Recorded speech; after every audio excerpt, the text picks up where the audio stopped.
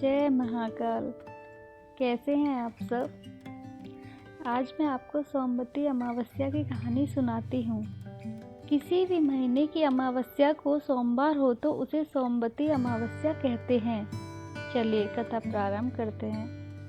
एक साहूकार के 7 लड़के और एक लड़की थी। लड़के सब ब्याह दिए गए, लड़की कुंवारी थी।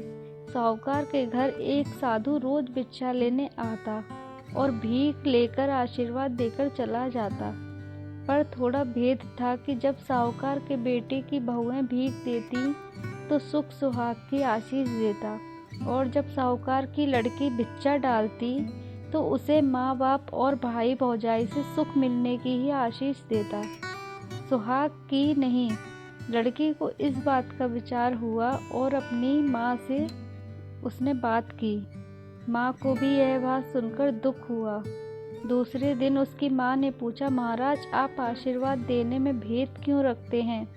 साधु ने बात टाल दी और कहा, किसी पंडित से पूछो। साधु चला गया। तुरंत ही पंडित जी बुलाए गए और सारी बात पूछी गई। पंडित ने देखा बेचारा और बताया कि इसके भाग में विधवा होना लिखा है। माँ बहुत दुखी हुई और संकट से छूटने का उपाय पूछा।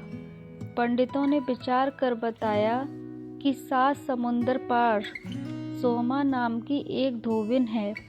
उसके सोमवती की कहानी सुनने का नियम है।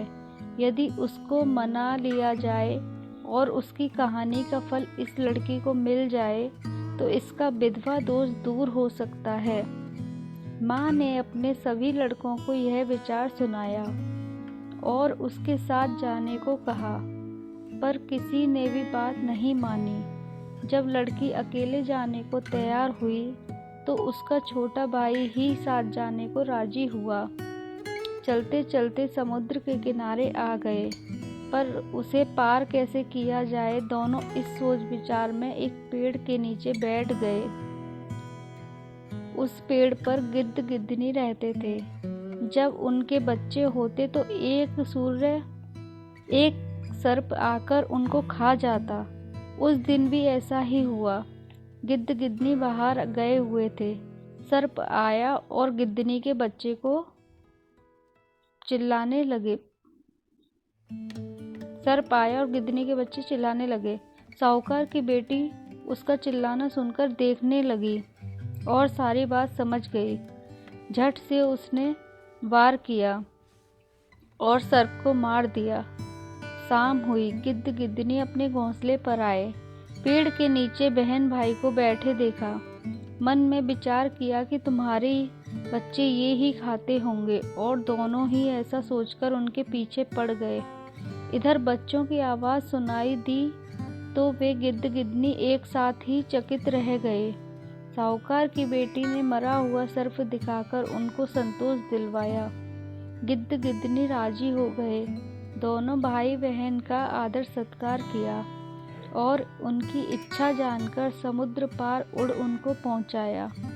सोमा धोबिन का घर पूछकर उसके पास गए।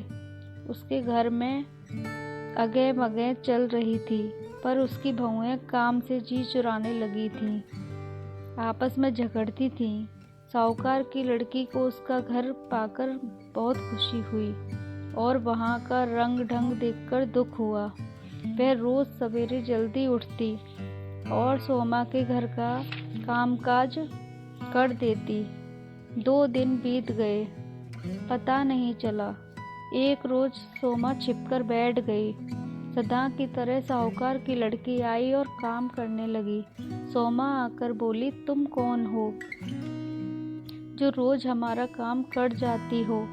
तुम्हारा क्या मतलब है? साहूकार की लड़की ने सीधेपन से उत्तर दिया, मैं तुम्हारी धर्म की बहन हूँ। मेरा एक वचन पूरा कर दो। हम दुखी होकर यहाँ तक मुश्किल में आए हैं। सोमा ने उसकी सारी बात सुनी। वचन के मुताबिक सोमवती का फल दिया और विवाह के समय आने का वचन दिया। इधर वे जब अपने घर आ गई तो विवाह की तिथि निश्चित हो गई। बारात आ गई, आवगत हुई। फेरों का समय हो गया। सोमा भी समय पर आ गई थी। उसने एक करवा दूध से भर लिया। जब फेरे हो रहे थे तो एक सर्प आया।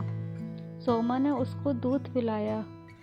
सोमवती माता से विनती की कि हे सोमवती माता, मैंने जो सच्चे मन से तेरी कहानी सुनी है, तो अब तक की सारी सोमवती का फल साहूकार की बेटी को मिले। प्रार्थना करते ही सांप की रस्सी बन गई। विवाह आनंद से हो गया। सोमा विदा मांगने लगी। साहूकार की स्त्री ने उससे कुछ मांगने को कहा। सोमा ने एक मिट्टी का घड़ा मांगा और लेकर चली गई। इधर सोमा का पति बीमार पड़ गया और मर गया, पर सोमा के आए बिना उसका क्रियाक्रम नहीं किया गया। तेल के बर्तन में उसको रख दिया। सोमा जब साहूकार के घर से घड़ा लेकर आ रही थी तो रास्ते में सोमवती का दिन आया। जंगल में कहानी सुनने के लिए उसके पास कोई चीज़ नहीं थी।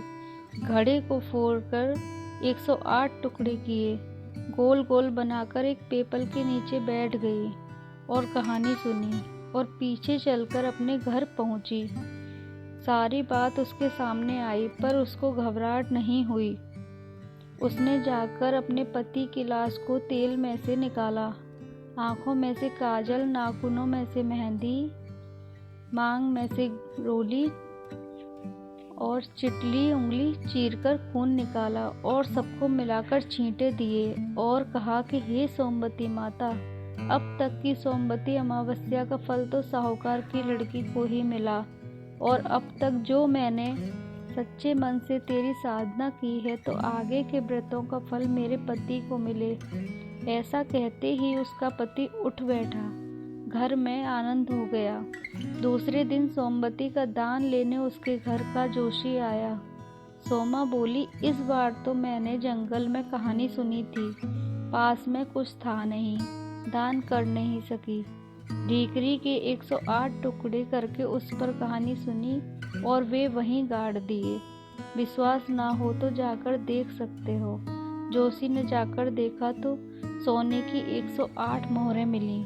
सोमा ने कहा कि ये सोमवती माता की ही कृपा है। जोशी प्रसन्न हो गए।